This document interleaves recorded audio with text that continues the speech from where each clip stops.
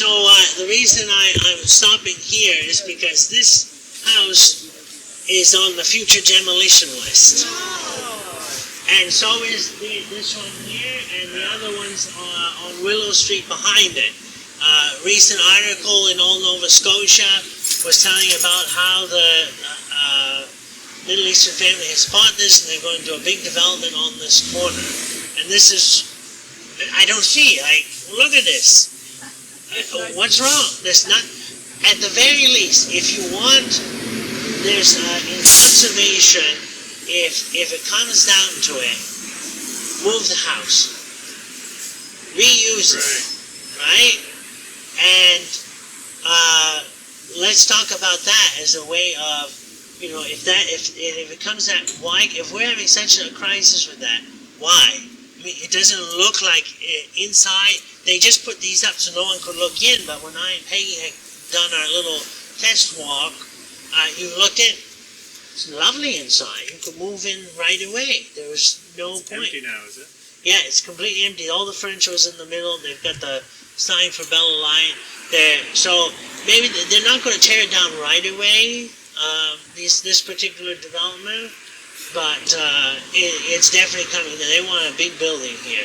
And I thought they were making a rule that foreign buyers could not do that. But they're Canadian. They've become Canadian citizens. Yeah, okay, so. Okay. And then again, they would be widening the road. So if you look on the center plan map, where we're standing, they're expecting this to be a lane of traffic. All these trees will be gone. All these trees will be gone as well. Look at this tree. Just look at this tree.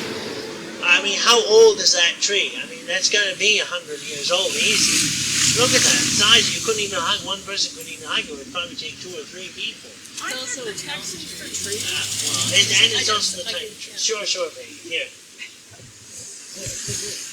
Thank you.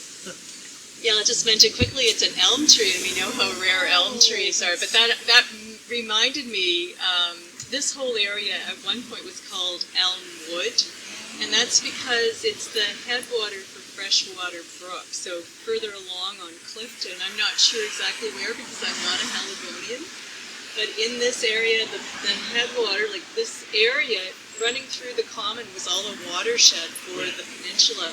So in maybe 3 blocks further north was the headwater for Freshwater Brook, which ran through this area, kind of diagonal through the North Common into where the skate park is now. That was a pond called Egg Pond. Further along to Griffin Pond, which is in the public gardens. There were a couple of small ponds down below where Dalhouse's dentistry building and forest building are. And then it came down to Fenwick. There was a place called the Fenwick Gorge. And there was a bridge there further out to the harbor. And it was where the sailors and vessels would get potable water to go to sea. So in this neighborhood, many people have very wet feet in their basements, and it's because we really don't have control over nature. We can't put everything in a pipe.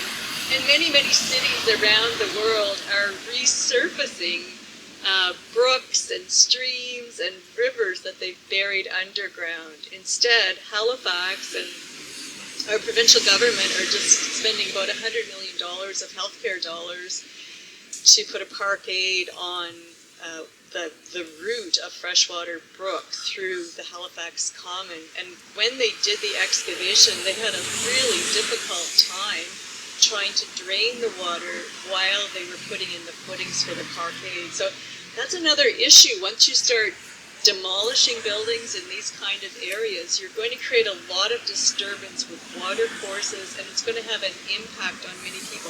We don't think about it because it hasn't happened yet, but it's as serious as the noise or the disruption or the dust from blasting, and it's going to be around longer. We really don't control water underground very well, even if we're engineers.